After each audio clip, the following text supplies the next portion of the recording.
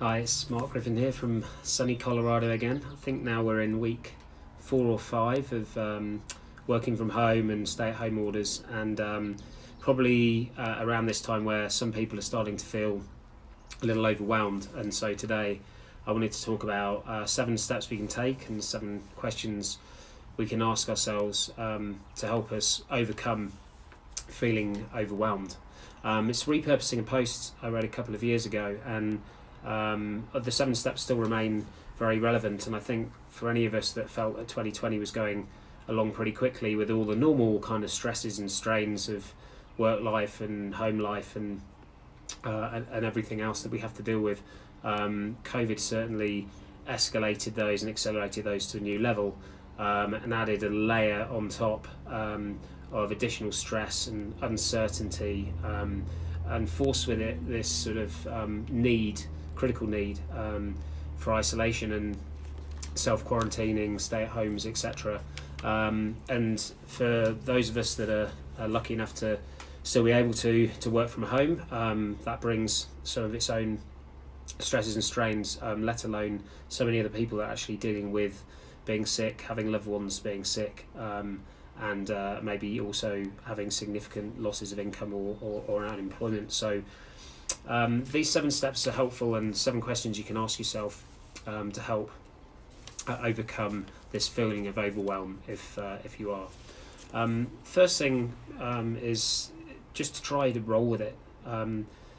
Every now and again we feel a bit helpless, we feel a bit overwhelmed, and it's not a nice feeling. It's not like we're meant to enjoy it, but it's also not worth trying to fight it or trying to suppress those feelings.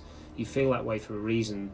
So just try to be with those feelings, and not be upset about the fact that you're overwhelmed. You're just adding another layer of stress to that. If it helps you to process feeling overwhelmed, write down the different things that you're experiencing. What are the things that are giving you the most level of stress and anxiety at the moment, and try to get them out of your head and get them all down onto a piece of paper. Then write down which of those you can control or versus those maybe that you can just influence. And then finally, take a look at whether these are immediate term stresses, here and now, day to day, or whether these are more stresses, fears, uncertainties in the future. And that will help frame out some of the other steps that we're going to go through next. Second step is how can you get some space? How can you get some space from this feeling of overwhelmed, where you're kind of feeling like you're drowning, or you're being pulled under, and you just can't get to the surface? There's 3 simple things I like to do here that you can put into any day, actually, a typical work day or one of these sort of stay-at-home days. One is rest and relaxation, the other is mini breaks, and the third are joy breaks. So rest and relaxation are activities that take 45 minutes to an hour.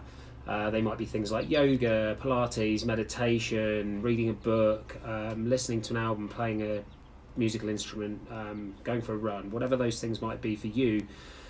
The key with rest and relaxation is that it enables you to get some separation from the feeling of anxiety. So it's something that enables you to really relax, or to get absorbed in that activity enough to take your mind off the stresses and strains that are causing you to feel overwhelmed. Mini breaks are sort of 10 to 15 minute little breaks, maybe little transitions you can put in to the day in between a couple of activities that you need to do. So what are those things for you? What could some of those things be for you? Could be just taking a walk around the block, grabbing a coffee, and going for a little walk. Again, it could be doing one of those other activities just for a shorter period of time, watching something online, phoning up a friend, or doing a Zoom call, or whatever it is you want to do. And then finally, the joy breaks, 2 to 3 minutes. So tiny little bits of joy, like kind of going to the water fountain to rehydrate your body. This is like to rehydrate your mind. So what are funny little things you might be able to do there? I say funny, but I said funny actually because one of them is, you could look up some jokes online, but what are just little things you can do for 2 to 3 minutes, just to help you have a little bit of a reset. Number 3 is, how can you frame out your options? We've created some space now, cleared our head a little bit. So now we're looking at how can we actually tackle some of those challenges that we wrote down and look at them in a way that enables us to try to find some solutions. So if we take just one of those challenges as an example, write it down. Then next to it, you only have 3 choices: change it, love it, or leave it. All right. So can you change it? Because if it's within your control, it's within your influence, maybe you can. If it's about someone else, if it's about an employment situation that's out of your control, if it's about some of the challenges with COVID, maybe you can't. You can't actually change it. But if you can, then that's the option. So you have to commit yourself to do that. If you can't change it, then you've either got to love it for what it is and embrace it, and you're 100% in, or you're 100% out and you leave it, and you have to commit to doing that. So for this part of the exercise of framing the options, we're not actually executing them, we're just literally writing next to each of the challenges that we identified: love it, leave it, change it. These were 3 things that were identified in a book I read called Forget Strategy, Get Results, from Michael Tobin, and it's something his yogi teacher had taught him, and it's a really cool way to simplify lots of the challenges that we have in life actually, and amazing actually how well it works if you can really commit to each of those 3 options. Number 4, probably similar to a lot of the posts I write whenever it's about overcoming challenges, is about seeking support. So how can you seek support? Who can you seek support from? Friends, network, teammates, etc. All of these things are critical to help us overcome some of the challenges that we're facing. So think about the challenges you're facing. You might need different people to support with different challenges. Who can help you talk through the options? Who's maybe been through similar sorts of challenges before? Who's just a really good listener? Who's somebody that encourages you? Who's somebody that challenges you? What are the challenges? What were the things you committed to? Love it, leave it, change it. And who can help you work through that situation? Number 5 is, how do we narrow our focus? So now we've framed out the options, we've found some people to help us through with some of these options. Let's now really narrow the focus in to get some of these things done.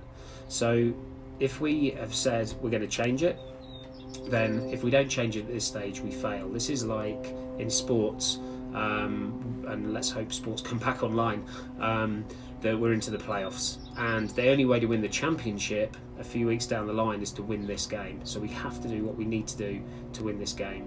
So now we narrow our focus on what are those things we need to do to change it. So in this part, we're looking at the definition of change it. How can we change it? Or we're looking at the definition of love it. What do we need to do to love it? Or looking at the definition of leave it. What are we going to do to leave it? What are the steps? We just write those out at this point. It helps us narrow our focus to execute that one thing we've committed to. Number 6 is, how can we take control of the situation, appreciating the fact that some of these challenges aren't within our control, but certainly our actions and how we react to them are within our control. So when we're absolutely up against it, we're completely overwhelmed, and we've got some of these big challenges, we're in the playoffs, there's only really one right action to take, and that is whatever works. If we're in a leadership position with work, this is the difference between being a wartime CEO and a peacetime CEO. A wartime CEO is about autocracy and accountability. Do this, get it done by now. That's what we need to get through this situation. Whereas a peacetime CEO can be more about empowering people and motivating people, and helping them problem solve through different challenges. That's not the time for this right now. The time right now is wartime CEO. We focus and we get through this. Now you can look at yourself as a wartime CEO for your own challenges and how you're going to get through these things right now. So that terminology was actually from Bill Campbell, who is named as the coach, Silicon Valley. If you look up anything on Bill Campbell, he's an inspirational guy, and somebody I knew super well, had a ton of respect for. He founded my rugby club and actually was a donor to Play Rugby, the non-profit that I founded and used to work on. So I took those to heart, and I read them about in a book called The Hard Thing About Hard Things, which is by Ben Horowitz. I highly recommend that to anyone that's running their own business or an entrepreneur. It just talks about the realities and the challenges, and I used to refer to that a lot when I was running the non-profit. Okay, so that's take control. Number 7 is about finding the opportunity. Now, I'd say I'm resolute in my belief that there is always an opportunity out of every challenge. Challenges, in fact, can be opportunities. It's how you frame it, it's how you look at it. And a lot of what this post is trying to create some positivity and some solutions and some next steps, and some opportunities out of these challenges. So what we're doing at this stage now is we're actually actioning these things that we're doing. So now we need to review our actions. How are we doing, right? So we kind of review, assess, adapt, to improve, and ultimately to try to win the game, right? We're in this game winning, win the championship mentality at this point. And each time we do that, we need to just step back, pause, reflect. What can we improve? We've done the first half. What do we do well? How can we do it better for the second half? So those are my 7 steps, and there's one thing that underpins all of them. It's an anchor for everything, and that's self-care.